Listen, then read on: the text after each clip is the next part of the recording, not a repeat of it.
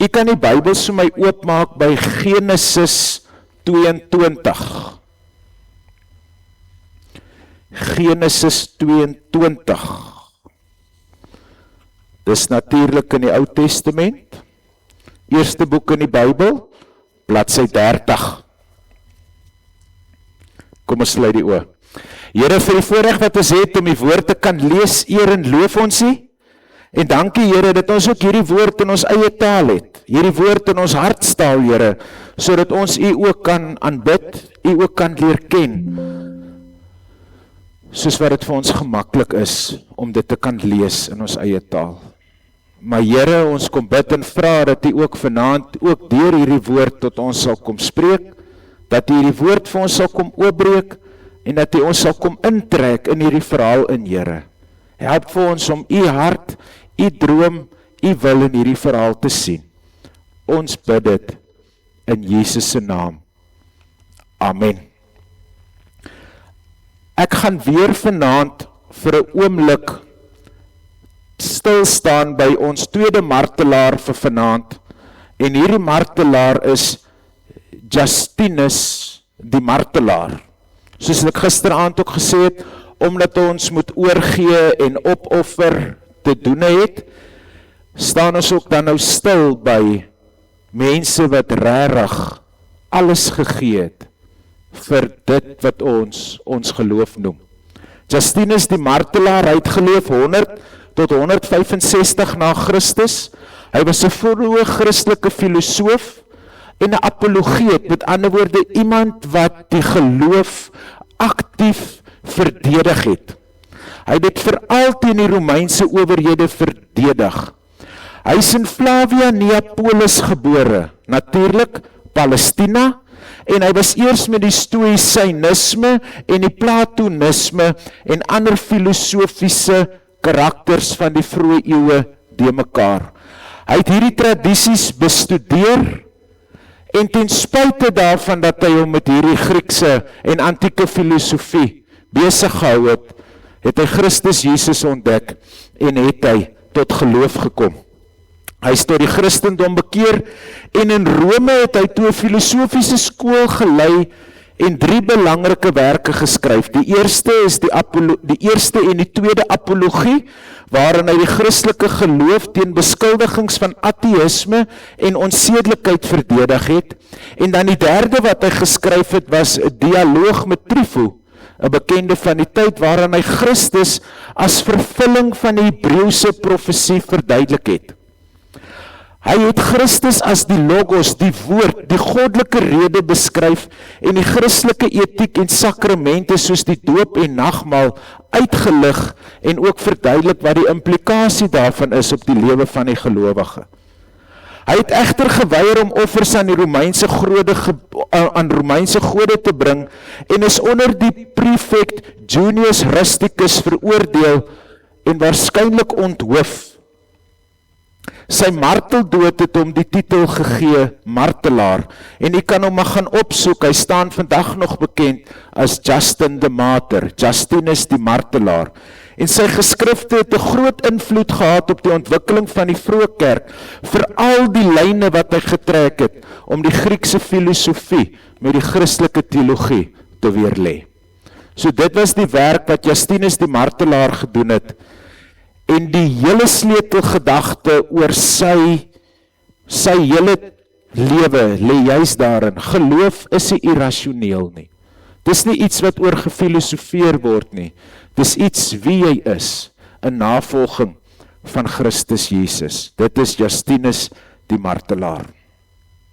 Voordat ons Genesis 22 lees, wil ek julle eers bekendstel aan 'n Joodse legende. Daar was 'n paar jaar terug, 'n hele paar jaar terug, seker toe die aarde nog plat was, 'n Joodse legende gewees wat aanleiding gegee het volgens die Jode tot die skryf van Genesis 22. Hulle het die volgende verhaal onder mekaar vertel en ek gaan die verhaal vir julle lees. Op 'n dag het die Satan op 'n inspeksietoer van aarde gegaan en teruggekom en met God aan die gesels geraak. Die duiwel sê toe vir die Here dat hy te vinnige verrassingsbesoekie aan Abraham gebring, nou dat Isak op die toneel verskyn het. Toevallig was dit ook juist Isak se verjaardag en daar was groot feesvieringe in die tyd. Groot vrolikheid, 'n eislike maaltyd, almal was uitgenooi. Maar vertel die duiwel dat hy slegte nuus het vir God. Dis nou nie dat hy wil stories aandra nie, maar sy indruk is dat Abraham besig is om die Here te vergeet. Die hele dag sê die duiwel is daar nie 'n enkele offer vir die Here gebring nie, nie eens 'n ou lammetjie nie. Dis nou net Isak voor en Isak agter en Isak is al wat vir Abraham saak maak. Maar so lei die storie verder. Die Here God is glad nie oortuig nie. Hy het vir die duiwel bly sê dat hy 'n fout maak en dat dit nie kan wees nie en dat dit veral nie van iemand soos Abraham waar kan wees nie. Abraham het hom lief, het die Here gesê, so lief dat hy vir hom enige iets sal gee indien hy daarvoor sou vra. Kom ons toets dan van Abraham, het die duiwel vinnig gereageer. Kom ons kyk of hy bereid is om enige iets te gee wat hy vra. Wat van Isak? Was die duiwel se antwoord. Vra hom om Isak vir u te gaan offer. Dan sal ons weet, dan sal ons mos kan sien of hy regtig alles, ook sy kind in u hande sal plaas. En hierop volg dan, volgens die legende, die geskiedenis van Genesis 22. Ek moet eerlikwaar sê, toe ek hierdie verhaal ontdek, was ek verstom. Het jy van hom geweet, Johannes?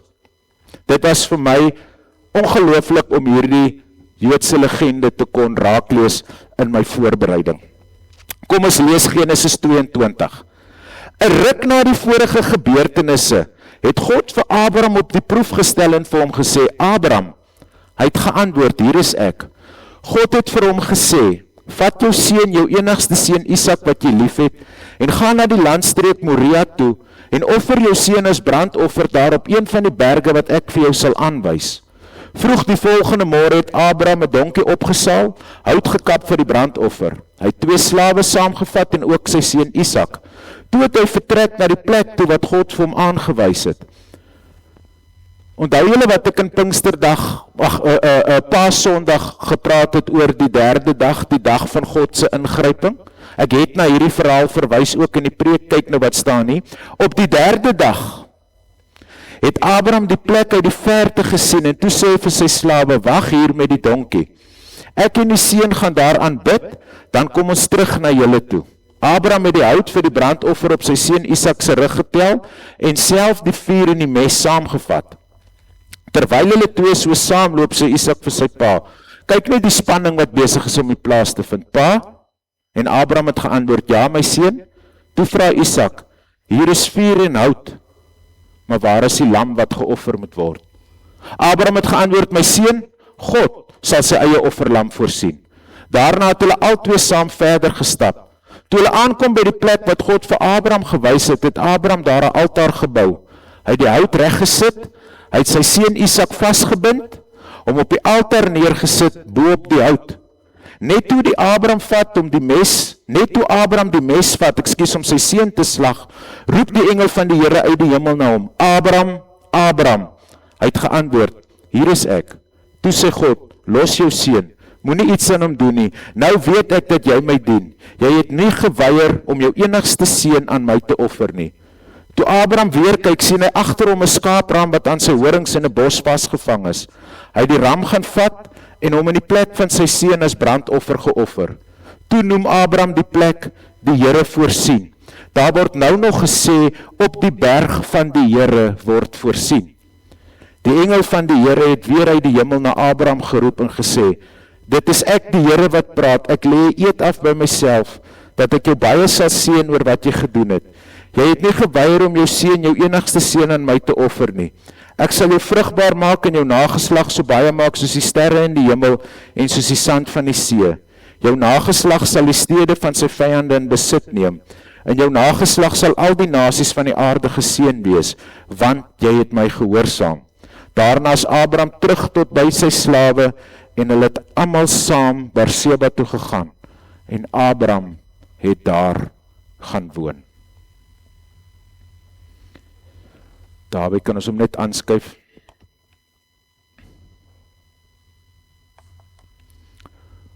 Ons vind 'n stuk spanning wat besig is om plaas te vind in hierdie verhaal. 'n Botsing. Here, ek het 'n belofte van 'n nageslag, so baie soos die sterre in die hemel, so baie soos die sand van die see. U het reeds vir my gesê, Ismael is nie die een met wie u hierdie verbond sluit nie. U sluit hom met Isak, en nou, Here, moet ek hierdie belofte van u gaan offer. Die belofte van die nageslag word die offergawe wat gebring moet word. En Abraham word gedwing om te kies tussen die gewer en die gawe. Dis eintlik 'n verskriklike moeilike posisie waarin Abraham geplaas word, want die spanning in die teks lê in die feit dat God vra dit wat hy self gegee het. Wat baie belangrik is om te onthou, in hierdie tyd, kinderoffers was algemeen. Die Baal-godsdiens, veral die aanbidding van Molek, het die vereiste gehad dat die aanbidders hulle kinders moes gaan offer. Dit was nie vreemd vir die geval gewees nie. Iemand het gister vir my gesê, Abraham was 10-1, Isak was 10-1 'n tiener, dis hoekom Abraham daar kans gesien het om hom te offer, want blykbaar is tieners moeilik, ek sal nou nie weet nie. In elk geval. Maar hier gebeur iets in hierdie verhaal. Hier's 'n teenkulturele uitdaging. Want die menslike neiging tot potensiële afgodery word in hierdie gebeurtenis blootgelê. Hoekom? Want as Abraham geweier het om Isak te offer, sou Isak vir hom 'n afgod geword het. Sy liefde vir God sou oorskadu word as hy nie vir Isak offer nie. Die toets wat voor Abraham gestel word is niks. Nie eers die vervulling van God se eie belofte mag kom staan tussen die mens en God nie.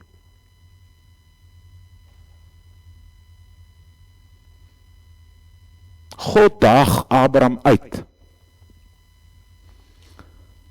Abraham, vat jou seun Isak. Die een oor wie Sarah gelag het. Die een wat sy naam gekry het omdat Sarah gesê het, nee Here, dis nie moontlik nie. Die fabrieke is toe.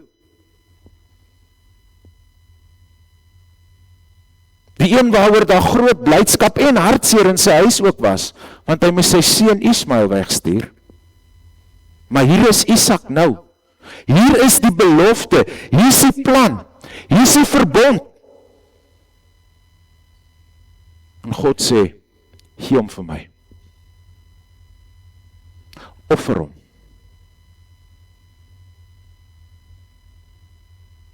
Abraham, dit wat ek jou beloof het, moet jy vir my teruggee.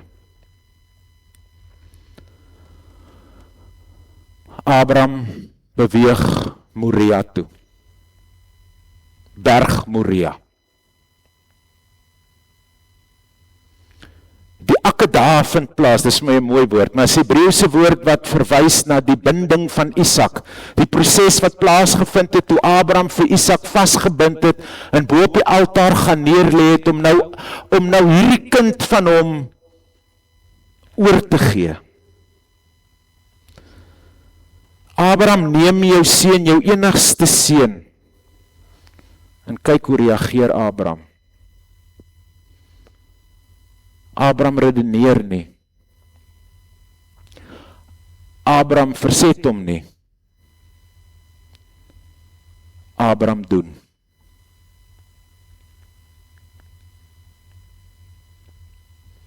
Hy neem Isak na Moria, die berg Moria, en nou is die wonder van die Bybel op sy helderste.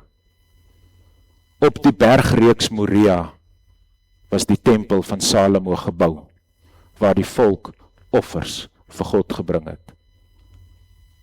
En word daar gesê dat in dieselfde bergreeks buitekant die stad was daar 'n koppie met die naam Golgotha, waarin God later sy eie seun op Moria, die berg Moria, sou gee. Abraham vat vir Isak na die offerplek, waar die offers en die boetedoening vir die sonde van die volk jare later sou wees. Maar hierdie handeling wat hier plaasvind is nie net hierdie offerhandeling nie, maar ook 'n vooruitskouing van dit wat eendag gaan moet gebeur. Daar word gesê dat Isak word gesien as 'n vooruitskouing van wat Christus eendag sou moes doen. Die seun dra die brandhout. Die seun dra die vuur. Maar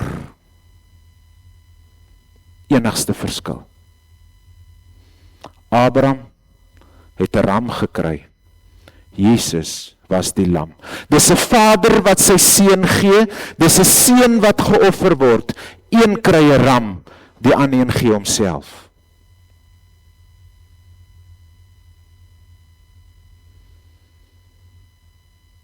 Maar wanneer Isak met sy pa begin praat, en ek dink sy pa in 'n diep geloofsworsteling homself bevind, dan antwoord hy met die woorde, my seun, God sal self voorsien. En toe die mes teen Isak se nek lê, sê die Hebreërs, hy het net nie vel begin sny nie. Toe roep die engel. Ek dink Abraham het die hele tyd gewag vir daai stem, want dis hoekom hy so vinnig gestop het.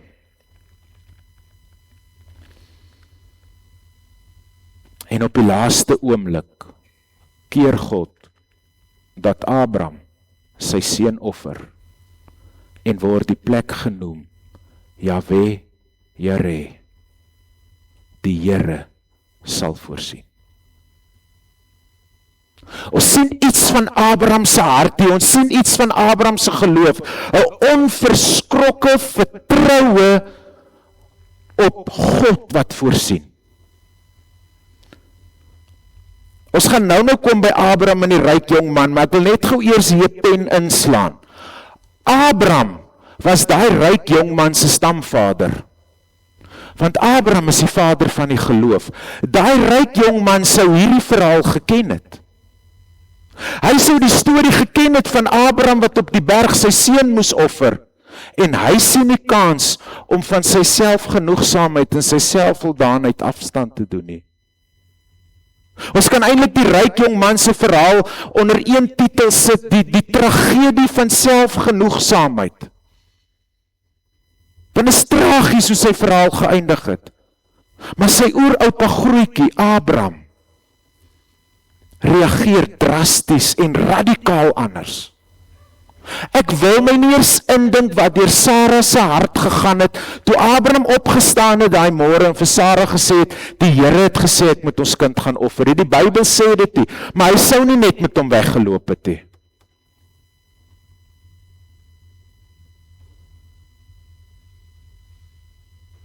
As hy gedink het, Sarah was ontstel toe hy gesê het, ons gaan nou die stad verlaat, ons gaan in 'n tent bly. Want onthou, hy vat Sarah se kosbaarste ook. Hy vat haar kosbaarste ook. En hy stap met die wete, my God sal voorsien.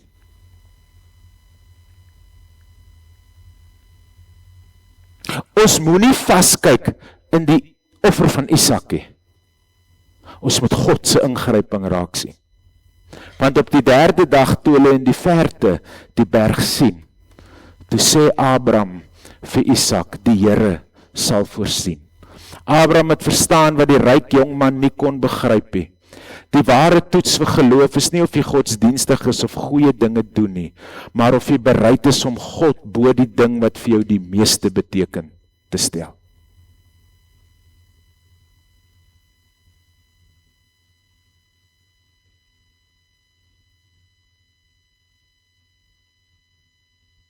Dis geloof.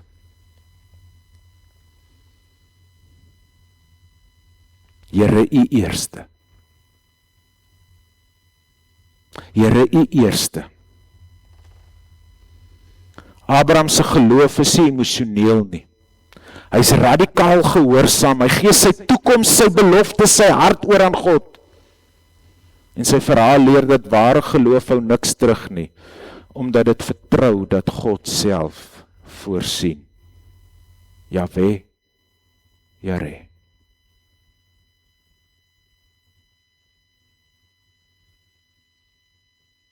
'n lewe in aanbidding en oorgegee aan die lewende God beteken dat dit is my hele wêreldbeskouing.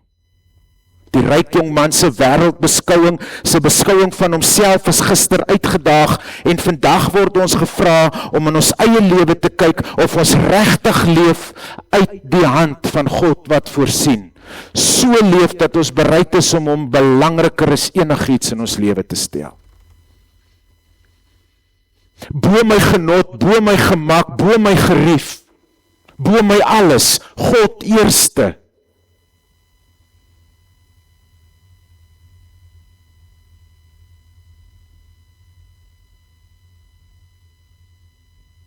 Dis hoe navolging van God lyk.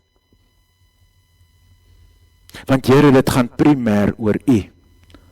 Abraham was bereid om selfs God se eie belofte op die altaar te lê, omdat hy God vertrou het. Die ryk jong man kon nie sy rykdom, wat vir hom sekuriteit, status en identiteit was, prysgee nie.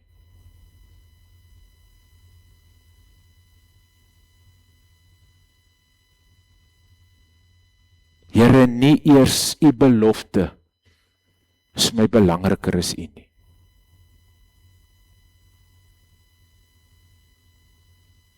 U is dit waaroor dit gaan.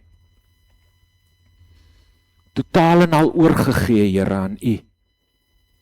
Here, hier's my alles. Hier's my nalatenskap. Hier's my legacy. Letterlik, ek sit my legacy, Here, hier voor U neer.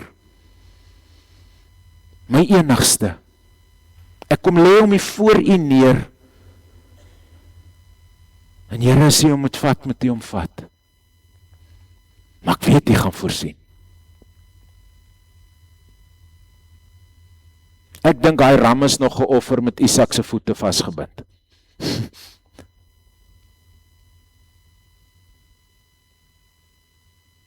Want op daai berg het God uitkoms gegee. Belangrik is om te onthou dat die offers in hierdie verhale waarmee ons besig is eintlik maar metafore. Dit het in hierdie mense se lewe 'n bepaalde rol gespeel, maar vir u en vir my vandag, ek gaan nie nou sê gaan offer jou kind of, maar elkeen van ons het maar daai iets. Gister was dit dalk bietjie status of my eie selfbeskouing, my wêreldbeskouing, my eie goedheid, dit wat ek dink my gemaak het in die lewe, en vandag is dit daai wat ek net nie voor kan sien om dit is net vir my te kosbaar. Jy weet, God is nou op daai punt wat hierdie is om regtig te veel gevra. Here, hierdie is om nou 'n stukkie te veel.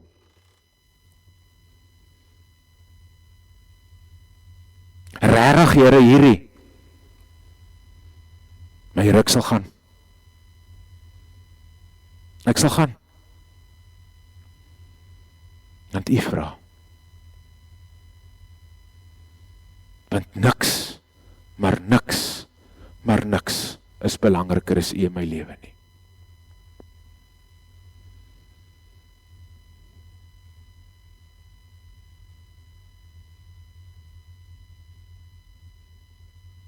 Want om te lewe is vir my Christus, en om te sterf is 'n wins. Abraham besef dat sy identiteit en sy waarde lê nie in goed nie. Nie eers in sy kinders of sy familie nie. Dit lê by God, die een wat voorsien.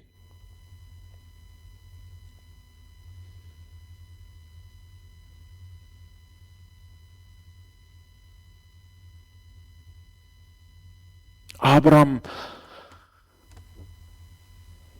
ek is nie daar in my lewe nie. Ek sukkel ook.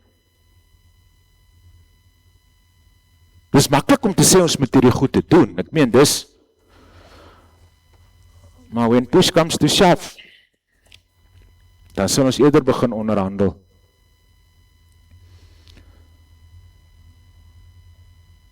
Maar wie is ek om met die Here God te onderhandel? Die ryk jongman het gisteraand probeer, en Christus het hom ontmasker en gesê, nee Boeta,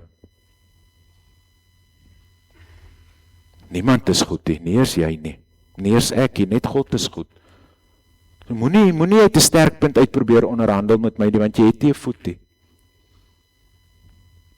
Abraham is nou regtig 'n ou wat gesê het, Here, ek kom dan nou uit 'n stad uit, ek het regtig al baie gedoen, ek het al regtig baie prys gegee, ek het regtig baie opgeoffer. Maar niks is te veel gevra vir Abraham.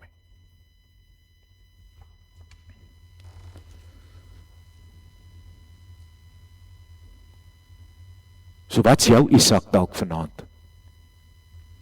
Wat is daai wat jy vanaand weet die Here sê, kom sit vir hom hier voor my neer. Maar dat jy dit doen met die wete, dat die Here God sal agter hierdie voorsien.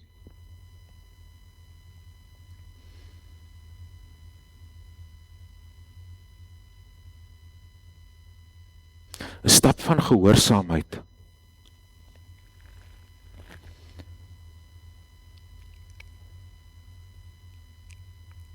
Ons uitdaging wat ons miskien hier moet kyk is dat ons gedagtes moet skuif van godsdienst van prestasie af na wat moet ek offer en wat moet ek prys gee eerder na 'n godsdienst van vertroue.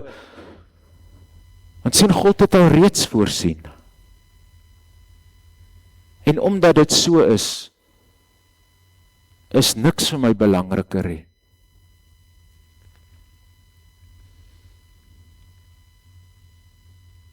Miskien is die ander vraag wat ons onsself moet vra en bietjie ondersoek moet sê is, oordink hoe jy as deel van die geloofsgemeenskap leef, as 'n volk wat op die berg weet dat die Here voorsien, selfs wanneer dit onmoontlik lyk.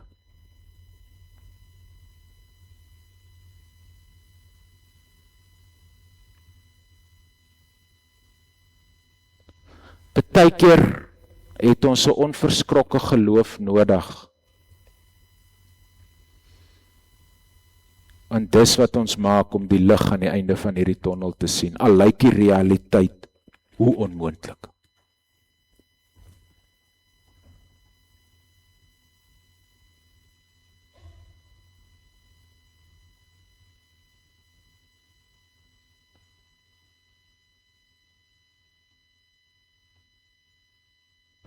Want op die berg reeks Moria het God die berg van vrees verander na hoop as gevolg van geloofsgehoorsaamheid.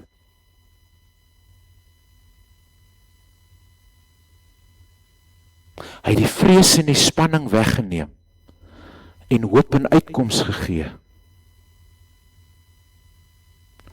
vanweë gehoorsaamheid. Die seën wat daarop volg, is definitief nie 'n beloning vir Abraham se gehoorsaamheid nie. Dis die voortsetting van God se voorsienigheid. Julle God beloon nie gehoorsaamheid nie. Hy het klaar alles gegee. Christus. Want wanneer ek leef asof God gehoorsaamheid beloon, dan sit ek myself weer in die posisie van die ryk jong man van, ek moet net al hierdie goedjies doen, dan gaan ek nog 'n beter oukie raak, en dan gaan die Here my nog meer gunste en gawes skuld, want ek doen nou al hierdie oulike goed. Die Here het vir jou klaar alles gegee wat jy nodig het. Vir ons Nuwe Testamentiese gelowiges Golgotha, daai koppie op die einde van die bergreeks Moria, daar het ek my alles gekry. Maar daai vra dat ek hier anders begin dink, redeneer en leef.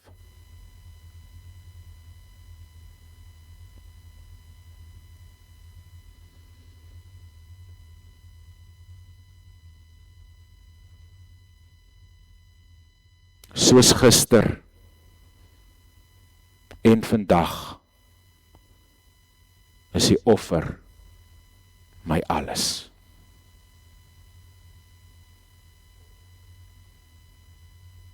Abraham het 'n welgestelde man gebly.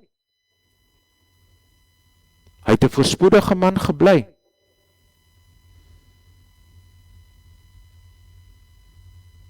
Hy het niks verloor nie. Maar hy het God nie ontdek. En daarin het sy waarde gelê. Ons kan nou maar eerlik vir mekaar sê, as ons Abraham se lewe 'n bietjie deurblaai, dan is dit nou nie regtig, hy was nie jou model nie. Alhoewel hy 'n paar drastiese stappe geneem het, het hy ook maar hard met sy gesig in die stof geval. 'n Paar keer. Met ander woorde, hy was nie uitgesorteerde ou wat alles reg het en reg is nie. Hy was ook maar net soekend. Maar interessant, na hierdie verhaal, lees ons net mooi van Abraham.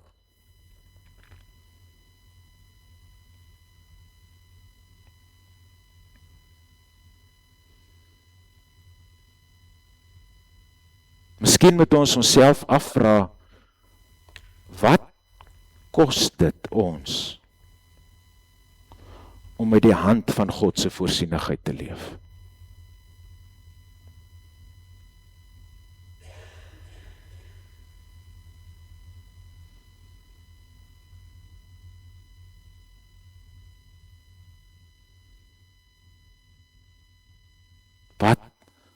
Wat vra dit van ons?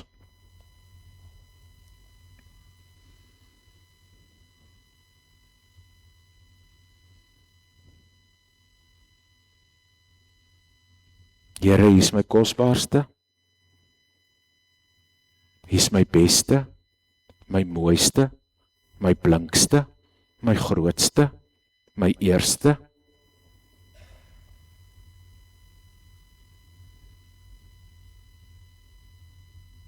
Want teenoor U sal dit altyd tweede wees.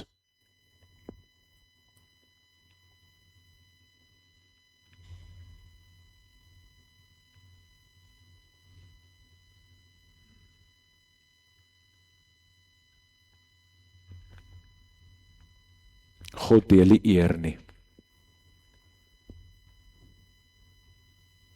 Kan nie twee gode gelyk aanbid nie.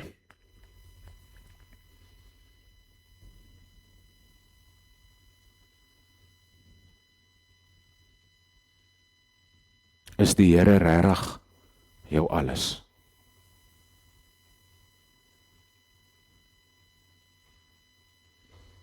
Ek gaan geleentheid gee vir 'n paar hardopgebede en daarna sal ek vir ons afsluit met 'n gebed. Here, leer ons glo. Leer ons oorgee. Leer ons vertrou. Dankie vir 'n Bybel wat vir ons wys wie dit gedoen het. En dankie Here dat Abraham ook in Hebreërs opgeteken is in die versameling van geloofshelde wat as 'n voorbeeld aangehou word vir die gemeente in Hebreërs oor hoe hulle lewe moet inrig in lyn met 'n vaste geloof in U. Mag ons Here daardie geloofstree gee sodat U koninkryk ook in ons lewe kan kom. Ons bid dit in Jesus se naam. Amen.